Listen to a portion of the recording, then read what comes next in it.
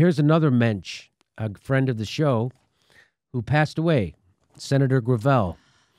He was one of a kind. Senator Gravel was the guy who read the Pentagon Papers into the Senate record so that the American people would have a copy of it and they could read it. And that took a lot of courage to do that. But he's been a courageous guy his whole life, or he was. And here, I just want to share some of the highlights of what he had to say. You're right, I made that statement, but that's before I had a chance to stand with them three times. It's like going into the Senate. You know, the first time you get there, you're all excited. My God, how did I ever get here? Then about 6 months later, you say, how the hell did the rest of them get here? And I got to tell you, after standing up with them, some of these people frighten me. They frighten me. When you have mainline candidates that turn around and say that there's nothing off the table with respect to Iran, that's code for using nukes, nuclear devices. I remember when they were all saying that. All of them. Hillary Clinton was saying that for sure, that nothing's off the table when it comes to Iran, meaning nuclear weapons. He was the only one who would call them out for that. I got to tell you, I'm President of the United States. There will be no preemptive wars with nuclear devices. To my mind, it's immoral, and it's been immoral for the last 50 years as part of American foreign policy. Let's use a little moderator discretion here. Senator Gravel. And of course, anyway. Well, that's a weighty charge. Who on this stage exactly tonight worries you so much? Well, I would say the top-tier ones. The top-tier ones. They've made statements. Oh, Joe, I'll include you too. You have a certain arrogance. You want to tell the Iraqis how to run their country. I got to tell you, we should just plain get out. Just plain get out. It's their country. They're asking us to leave, and we insist on staying there. And why not get out? What harm is it going to do? Oh, you hear the statement, well, my God, the soldiers will have died in vain. The entire deaths of Vietnam died in vain. And they're dying in vain right this very second. You know what's worse than a soldier dying in vain is more soldiers dying in vain. That's what's worse. Wow, now that's a presidential debate. That's a guy who knew how to bring it. Here's more. Want to hear more? We have no important enemies. What we need to do is to begin to deal with the rest of the world as equals. And we don't do that. We spend more as a nation on defense than all the rest of the world put together. Who are we afraid of? Who are you afraid of? But, Brian, I'm not. And Iraq has never been a threat to us. We invaded them.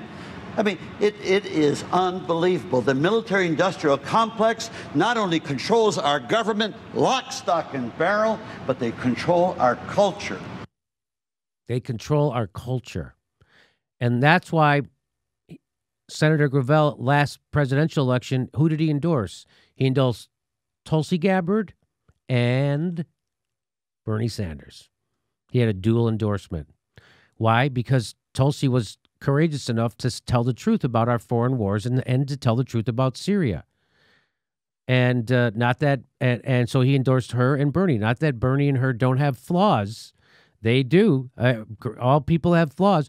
But he endorsed Tulsi based on her anti-war or her truth-telling about Syria. Put it that way. And you can understand. I mean, that's the biggest issue. So here he is when he was on our show. Here we go. The difficulty we have with mainstream media communicating what it needs to communicate for our democracy to stay vibrant. The reason why mainstream media doesn't do that is because mainstream media, along with the government, is controlled lock, stock, and barrel by the military-industrial complex via Wall Street. And that's the reason why you'll never get a straight cut at the news that you need to hear. That's why you're never going to get the news you need to hear, because it's funded and owned by the military-industrial complex in Wall Street. He's 100% right. Here's one more video. Alaska's 41-year-old Democratic Senator Mike Gravel held a mock meeting of his subcommittee on buildings and grounds with only himself present and began reading aloud the 7,000-page Pentagon secret report in public. The papers prove that for 20 years we have been victims of our Southeast Asia policy. I was frightened to death over releasing the Pentagon Papers. I had no idea whether I was going to prison. All I could think of was my country is killing people, we're maiming Americans, and this is terrible. And so I was overcome with emotion, not patriotism, just emotion of something you love dearly that has gone astray. He continued until exhaustion and emotion overcame him after 1 o'clock this morning. I collected myself, and I asked, now, keep in mind, I'm the only one on the committee. I asked unanimous consent to put all of these papers into the record, and I've got the gavel, and I slam it, and I say, hearing no objection, so ordered, that's it. Papers are out. They're in the Senate record. And that was a big, big deal that he did that. That's a real patriot. That's a real human being because his allegiance is to humanity and not to a piece of land or to a corrupt government. We have become a nation ruled by fear. Since the end of the Second World War, various political leaders have fostered fear in the American people. Fear of communism, fear of terrorism, fear of immigrants, fear of people based on race and religion, fear of gays and lesbians and love who just want to get married, and fear of people who are somehow different. It is fear that allows political leaders to manipulate us all and to distort our national priorities. 100%. 100%. And that's why a guy like that could never be president, because he goes against the power centers in American culture and society. He tells the truth about the power centers, Wall Street and the military-industrial complex. And you're not going to become president unless Wall Street and the military-industrial complex says okay. That's how it goes. Barack Obama got more money from Wall Street than John McCain did when he ran against him. Remember that. Barack Obama's entire cabinet came from an email from Citibank. You know that, right? That's who runs this country. Don't be a chump and think that it's the Democratic Party or the Republican Party. Those people serve power.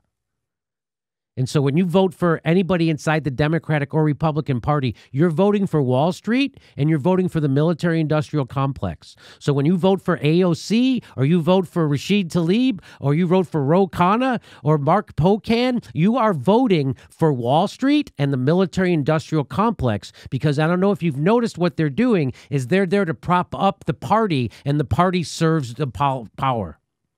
So a vote for them is a vote for Wall Street, and a vote for them is a vote for the military-industrial complex, because they ain't going against the party at all.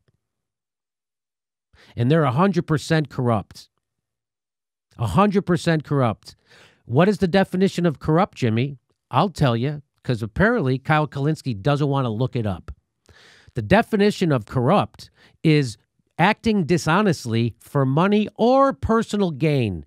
So when he tells you that the squad is, by definition, not corrupt, it's because he's not looking up the definition and he's giving you a false definition of corrupt. That's a fact. And now everybody sees it. And so here is Mike Gravel, and this was I'm going to shorten version of his, this was a commercial that got him a lot of attention. Do you remember this commercial when he ran for president?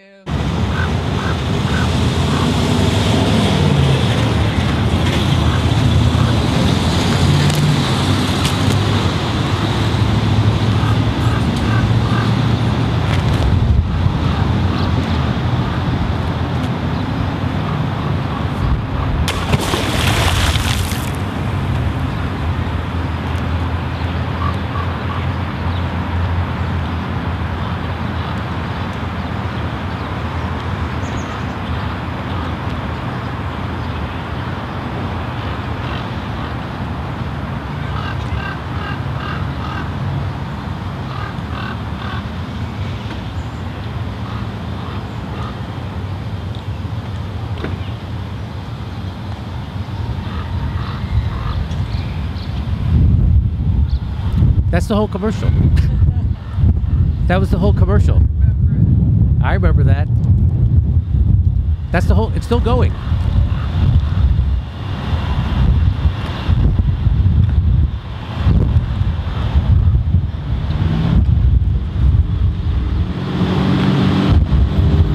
Can you imagine that guy being president?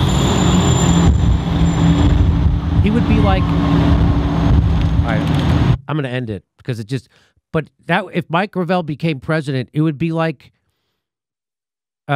he would be like the opposite of what Trump was. Like he would be as, it would be as entertaining as Trump as president, but it would be all for good reasons. Like what? He's cutting the military budget in half? Can you do that? What? He's closing down all our military bases in the Middle East. Can you do that? He's investing money into job programs, and can you do that? That would be the kind of thing. He's disbanding the CIA. Can you do that? That would it would be crazy like that. Anything to say about Senator Gravel, Ron? Absolutely. I mean, he went down a fighter. He was active till the very end. And I guess the last thing I want to say is I highly recommend his book. I believe it was the last book he published before he died, The Failure of Representative Government and the Solution, A Legislature of the People. He put it out in 2019, and it breaks down what a people's legislature really means, how we have the right to build one, and how the Declaration of Independence gave us that right. It's not a very long read, but there's a lot of substance in there. It's not a very long book, but you're going to want to reread each page, basically. And it took him 30 years to compile. So, you know, and I sincerely hope that someday his idea comes to fruition, and we do have a people's legislature in this country. It's a long way away, but I hope we all live to see it, and rest in power. Rest in peace. Hey, everybody, this is the part where I tell you where all our live shows are, but there aren't any. And then this is why I tell you to join our premium program and get extra content, but nobody's got a fucking job. So just enjoy the video.